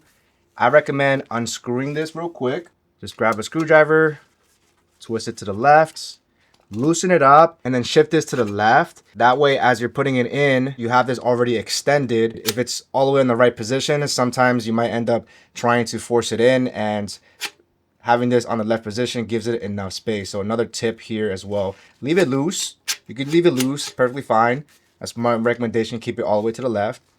All right, so once again, bottom tab, just keep it on top of here. And this riser cable, like I said, is very flexible, so I recommend bending it and connecting it to your express slot first. If for whatever reason you're having difficulties, you could also, if you have like, you know, your screwdriver that you can remove the bit, for example, remove the bit and just push it right in. Once it's in, we can start slowly lifting this bracket up and positioning this left piece into that small rectangular opening, which is right over here. And then from here, I can start slowly pushing it in. Now, what I'm gonna do real quick is I'm gonna rotate the case so you can see exactly what's going on. All right, so you're gonna notice this part of the bracket. You're gonna slide this slot in between the case and the motherboard. We have the case, and then we have the motherboard piece, okay? The one sticking out is the motherboard and the case. So make sure you're sliding this in between the motherboard and the case. You don't want to slide this over the case. It's not going to work, of course. So I'm going to go ahead and slowly push this inward. All right, it's a little bit more difficult here because I don't have the other hand over there. But as you see, I have the slots right in between the motherboard. And from here, I can just continue pushing it more to the left. Okay, and that's why it was important to keep this loose just in case. As you're pushing it in, you can push it in even more so that way this piece lines up with the screw holes, and you can let it go momentarily. You're then gonna grab 3 screws, the ones that you removed. A lot of these screws, they're the same for most of these stuff. You're gonna screw those 3 right over here, and just remember that you're gonna need something long so you can place a screwdriver into these holes over here, or you can use a very tiny screwdriver. I'm gonna pass the first one in, and I'm gonna screw that in. All right, so we have all 3 screwed in, and this bracket over here can still move towards the back or towards the front, and we can adjust that later on depending on where our GPU is, and making sure that we maximize airflow with the plastic piece. So for now, keep it all the way to the back, and we'll touch upon this later. And if we look at the front, this is exactly how our vertical GPU looks when it's installed. And if you wanted to, you could probably tuck some of this ribbon inside. Maybe double check the connection here, making sure everything is in. Now we can finally work on our bottom fans, which is gonna be this bottom bracket. And we're also gonna need our VGPU kit, which was the box that was inside the case when we first opened it up. And that's gonna include the clear plastic that we're going to install. And on the right side, we have all of the screws to mount our fans directly to the bracket. So that's the first thing we're gonna do first. And so you wanna locate these long screws, which basically look like this. You're then going to grab your bottom fans. And as a reminder, these are the Lian wireless TL fans. And these are reverse blade, since we want to make sure that the fans are intaking air from the bottom of the case. And just keep in mind that for this bottom bracket, it only fits 140mm fans. And so just like we did earlier with the top fans, we are going to have to remove the corner tab pieces from the front and also from the back. All right, now that we have our corner tab pieces removed from the front and also the back, the next thing we have to consider is where we want to place our wireless receiver connector, whether it's going to be on the right side or on the left side.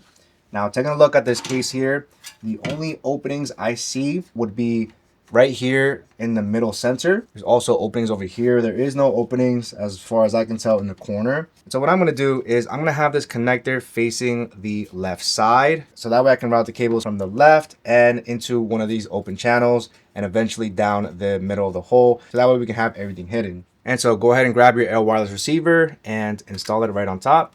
Okay, the direction of this cable is perfect.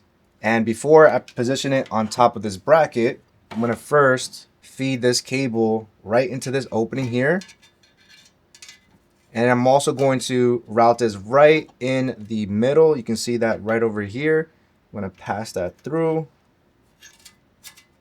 That way we can eventually position it in the middle of the case. Then slowly position your fans on top of this bracket. Go ahead and grab the long screw, and we're going to screw all 12 of them in. If you're going to be using these Lian leaf fans, these screws don't go in smoothly. They have a very tight fit. So what you're going to have to do is you're going to have to push it as much as you can to force the screw through. Okay, and it'll eventually go through, of course. So it's one little thing that I caught. If you're using other fans, you might not have that issue, but these are little things we have to do to use the fans we want to use. All right, guys, I'm almost done screwing all these in. I gotta say my forearms are on fire. There's a little tip here since I've screwed in a bunch and I'm kind of getting the hang of it. When you're positioning these screws, and when you push it in, you want to push it in until you hear it have contact with the metal. So I'm going to continue pushing it. So right here, where it kind of like just goes in, this is when you can start screwing it in. Just apply downward pressure as much as you can. I'm just going to start screwing it in, applying pressure, and it'll go down little by little. All right, guys, once you're done with all the screws, go ahead and grab the corner tab pieces and cover up all of these screws. All right, guys, all corner tab pieces are on, and as you can see, taking a look at it from the back, we have the L wireless receiver, the cable going into that channel in the back, and finally, right in the bottom middle. The very next thing that we're gonna have to install is our clear plastic. So go ahead and grab this from the VGPU kit, which is this clear plastic, and you're gonna locate the screws that were also in that kit, the smaller ones. You just need the 3. Flip this over so you can see exactly where it gets screwed in. So that gets screwed in. These screw holes over here. Go ahead and grab the clear plastic, and you want to just line them up like this. Have a screw ready. I recommend doing the left or right side so you can have a better clear view of where the screw is at. And I'm going to screw in the first one, and the second one, and finally the middle. Perfect. Now our bottom fan bracket is complete. And so it should look like this with the clear plastic going over like this. And that's, of course, to direct the airflow directly into the glass and into the GPU. I'm gonna remove these real quick. Go ahead and grab our case again. And just be mindful of your vertical bracket. And as you're dropping this down, I recommend grabbing the fan header and just have it pass through to this middle bottom channel. Just drop it in as much as you can. And there's not going to be a lot of space here, so pay attention to these tabs on the right. I think this one just came off. Put that back in. Okay, and try to go on it at an angle. I will probably start with the bottom right and slowly go in. Again, being mindful of that vertical GPU bracket. And then I should be able to slide this more back. Okay. All right, and that dropped in perfectly. All right, and to lock in your bottom fan bracket, go ahead and rotate the case, and you're going to screw in, which is this little screw hole right over here with one of the screws that you removed. Perfect. Now that bottom bracket is locked in. All right, let's go ahead and rotate the case. All right, definitely looks really nice. All right, I'm gonna start peeling these off just in case if it makes it hard for me to remove it with the GPU on. I don't think so, but all right, guys, and now we're ready to install our graphics card, and the one I'm going to go for is the ROG ASTRAL 5090 in this white color. Now, obviously, this whole build is black, and I also have the ROG ASTRAL 5080 in black, so that way you guys can see how both of these GPUs will look like, but I decided to go with a white 5090, so that way this could be the centerpiece, drawing in all of the attention. So as you can see, it'll definitely stand out on an all black build, but the space gray or the black one also looks really nice. Of course, everything is nice and stealthy as well. Before we proceed, we want to remove the tape of our riser cable. So there's a little plastic tape here that we can just remove, and make sure you take this bottom tab as well so it can reveal the connector. Next thing I want to do is I want to make sure we have our GPU cable already ready in this position, just in case it's a little bit harder once the GPU is installed, because the ROG ASTRAL is a very large card. The GPU cable that I'm going to be using is this 12-volt high power cable. If you're using a GPU that does not have this connector, then you'll be using PCIe connectors instead, and that could be multiple ones, like 1, 2, 3, or 4. But thankfully these are very easy. It's just a one single cable. So what I'm going to do is, on the Lian these, they come with cable comb attachments already integrated, which I absolutely love. And I'm going to take the opposite side, which is this one over here, and I'm going to feed that through this rubber grommet over here. And one last note is, pay attention to your GPU's 12-volt high power connector. Focus on where the 4 pins are at, because you want to basically make sure that when you bend your GPU cable, that it is sitting exactly where it is. In the case of the ROG Astral, I want to make sure the 4 pins are on top. Now your GPU might have the connector on the opposite side where it'll have to look like this, for example. So just pay attention to the connector, but on the Astral, it's going to be like this. So I'm going to take the opposite end and I'm going to pass that through right over here, and this grommet right over here. And then I'm going to just put this cable right to the right side, and we'll grab it once we're ready to connect it. I think I'm going to keep this angle over here so that it's easy to see. Now, before we can place our GPU, we do have to remove some of these slots over here, and it's going to completely depend on your GPU. You may have to remove 2, 3, or maybe even 4. Now, this space could be a little bit tight, so hopefully you have a smaller screwdriver. All right, we're gonna put that to the side for now, and we should be able to just lift these up and take it out. All right, perfect. All right, and actually I'm gonna have to remove the third one as well for the Astro, because it is a very thick card, and I double checked and definitely gotta remove this slot as well. Perfect. All right, guys, before I install the ROG Astral, one thing to note, since this graphics card is very, very thick, very large, we have to be very mindful of the height of the pump, very high, and also the QDIM as well, which also very high. And so because of this clear plastic on the bottom, things can be very tight into trying to squeeze it in. If you have a different GPU that's smaller, you're not gonna have no type of challenges, but the biggest challenge here is having such a large GPU, a high pump, and also this QDIM as well, which I may or may not have to remove. I'm not sure yet. I would recommend having the pumps positioned as low as possible, so that way you can hide it. Another thing to be mindful too is that the clear plastic does have a little bit of wiggle room, so you may have to press it down just a little bit, just so you can have this ROG Astral fit inside if you have the combination that I personally have here. And so once you're ready, you want to be very patient, of course. And I'm going to try my best to go in as slow as possible. So I'm going to go in nice and slow. And so right around here, you'll notice that the GPU is hitting the bottom portion of the Kraken Elite. So this is why we have to go in a very downward angle and just move it down little by little, matching the connector to the vertical bracket. And just take your time. When you start sliding it in, you should be able to slide it in where your GPU now is positioned right underneath the pump. Now I can squeeze this all the way in. Perfect. All right.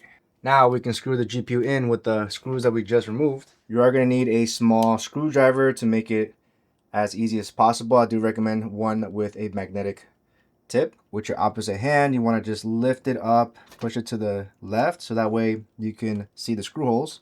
Having a magnetic screwdriver does help out a lot. All right, perfect. Now we have everything screwed in. Next thing here is you want to play around with the VGPU bracket. Now, one thing to note here is that because I have the QDIM here, I'm not able to push this further back, even though I have space from the Kraken Elite screen. It's not hitting it anymore. The QDIM is literally preventing me from pushing this a little bit more backwards, so the glass is literally on the actual GPU. I'm not gonna worry about that too much. All right, guys, don't forget to screw this in right over these two screw holes. Almost forgot about that. So I'm just gonna screw that in right now. All right, perfect. These two screws are now screwed in. And so the next thing here is to connect our GPU power connector. And as we did earlier, you should have it over there in the bottom right corner. and go ahead and tuck in the cables. And so our GPU power connector literally gets connected right over here. I will say the QDIM also blocks the pathway, so I'm gonna have to position the cables a little bit like this, and I'll tuck it in later, but make sure you connect this all the way through. You'll notice that some 12-volt high power cables have color to it, so that way when you're plugging it in, you want to make sure you're not seeing any of the color at all. In this case, the Lian edge has blue, and so I'm just going to connect that through, making sure that all the blue is not visible. Perfect. Now that it's connected through, I'm gonna continue pulling these cables towards the inside. All right, perfect. You could also pull the cable from the back of the case, so that way you can make it just a little bit tighter, but everything is fully connected. Just make sure you double check your connector here, because that's the most important part, especially with the 12-volt high power connector. Now that we have our GPU power connected on the GPU, we still have to connect our fan header for our bottom fans, and also to connect the other end on to our PSU. So let's go ahead and rotate the case here. This thing got insanely heavy. All right, guys, so you should be able to see your 12-volt high power connector. The fan header that we just peeked out should be in this area over here. So go ahead and carefully reach for that, which is this one right over here. So we have our bottom fan header and our 12-volt high power connector. So starting off with the 12-volt high power connector on your PSU, that's going to be the one that's labeled 12V 2x6, which on this Lian edge is this bottom right connector. So I'm just going to connect that real quick. I'm going to have to obviously position the internal USB as downward as possible, so I have space to connect that. Make sure you connect that all the way in, and we can start tucking this cable inside the case. And finally, for our fan header, we're going to attach that to the fan hub on the bottom left of the case. So any one of these is perfectly fine. Perfect. Now we have our GPU and our last fan header fully connected. Now, and the great thing about the cable management of this HAVN case is that throughout the installation of all of our cables, we were easily able to just Velcro strap each one individually. So that way at the end, there's nothing really that you have to really do, to be honest. You could clean it up as much as possible if you wanted to. Again, that's going to be personal preference. I'm pretty sure you can make this look even better, but I'm perfectly content with the way it looks. And so once you're ready, all we have to do now is reattach all of our panels, starting off with our back panel, which is going to be this panel over here. And we're just going to angle that in and push that in. And I like the fact that you can still see through on the back, even with this back panel on, which I think is really cool. And we have a whole ton of airflow cutouts with mesh as well, so you can always clean that out in case it gets dusty. We have a ton of airflow for our fans here, so I love that touch. Now, one final note here, you have the option of screwing in the original screws to lock it in, or you can leave it screwless. That's going to be up to you. There are magnets that are being held even when it's not screwed. Next one that I'm going to tackle is going to be our back panel, which is going to be this panel over here. And so once again, we just have to angle that in. I'm going to place that right over. Take this plastic piece out. Now, another great thing too is that this bottom fan has a filter because it's intaking air. This one, there's no filter because we're exhausting air out, so you wouldn't need to have any type of filters. Now, this back piece definitely screw in because there's really no need to remove it, and that's just held by that one screw. And to be honest, I'm probably going to screw in the back panel as well, only because I know I really don't ever need to go to the back again. So I'm going to screw that in just so that it is very stable. Perfect. Next, we're going to go back in the front. And before we install our glass panel, take the time to remove any clear plastic that you may have in the middle of your fans or on the screen of your AIO, or maybe on your GPU. So I'm just going to remove this screen from the AIO. All right, finally, we're going to grab our large wraparound glass. And one important thing to note here, this will probably be the best time to clean the inside of the glass before you put it on the case, of course. Since there's no plastic on the inside of the glass, just a little side note here. And once again, we have our stickers here that we're going to remove. We want to grip it on this side and also grip it on this side on the right side. So make sure you grip both sides. And you're going to pay attention to this pattern over here. There's 3 and also that hook on the top right. And you're literally just gonna follow the pattern. You just drop it in and then have it fall in. So go ahead and grab your glass panel. Make sure that hook is on the top right of the case. And you're gonna match up the little tabs. And I'm going to leave it like this real quick so I can show you. And so from here, as you can see, I have the hook on the top right of the case. I have these tabs already in, and all we have to do is just push it to the left and it kind of just falls into place. And the next thing here is to screw in these to make sure your glass piece is on securely. You don't really have to, but I would probably recommend it just in case. You just have to remember, if you ever want to remove your glass piece, you have to take off the top and then the screws. And our final piece is our top cover. And you want to make sure you line up this little opening with your USB port and power button. So that's going to go in just like this. You can angle it towards the right. That should drop in nice and smooth. And that's pretty much it, guys. All right, guys, and she is finally ready. I gotta say, I absolutely love the clear glass panel, even on this black color. I think this is the first time that I've had a black case with a clear, transparent glass. Most black cases have like a tint to it, so I absolutely love it.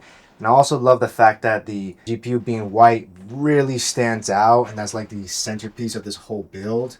Of course, you can go for a black GPU instead. Might look very nice if you're going for a full stealthy look, but I'm definitely loving that white GPU. Now I'm going to move this to the corner of my desk and fire it up. All right, guys, we have finally finished our HAVN 420 build. I have everything connected on the back. Now, I've already installed Windows and all the programs that are needed to run everything. And I will be doing a separate video on how to install Windows 11 when you do a fresh build. So stay tuned for that video. And so once we're ready, let's go ahead and fire this up. The power button is literally right on top over here. So I'm going to power it on in 3, 2. Woo! Beautiful.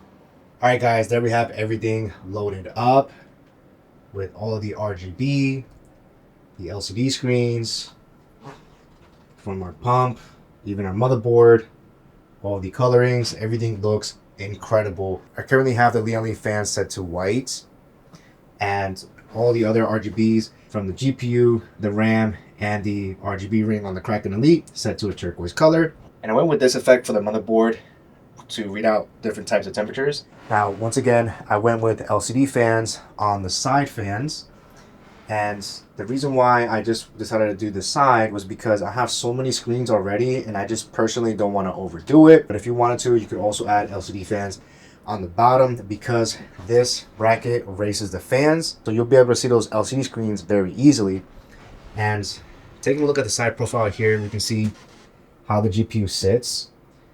And it just sits perfectly against the plastic glass, as you can see there. What this plastic piece does is it directs all that air that's being pulled into the case and then bounce off into the glass to then hit the fans on our GPU. One note that I want to make is that the rear fans, you'll notice that you can see just a little bit of the RGB of the fans. But if you looked at it from behind, you'll be able to see the RGB effects as well. And the last thing I want to point out is I'm going to quickly dim the lights real quick.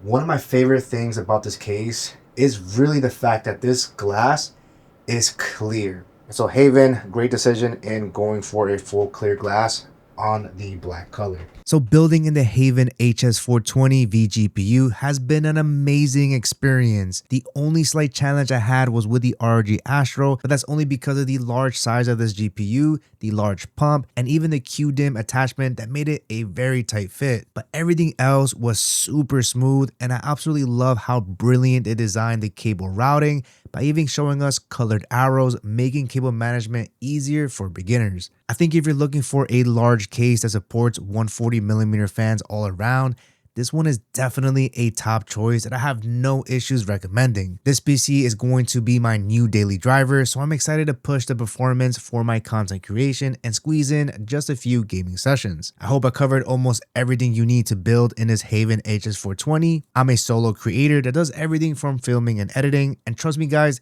these videos take a very long time to make, so I hope I earned a subscribe from you and gave you the confidence in starting your own HAVN HS420 gaming PC. I want to thank HAVN for sending this case out to me so I can make this highly requested tutorial guide. As always, all components will be listed down below, along with affiliate links that help and support my channel. Hit that subscribe, and I'll catch you guys on the next one. Firewolf out.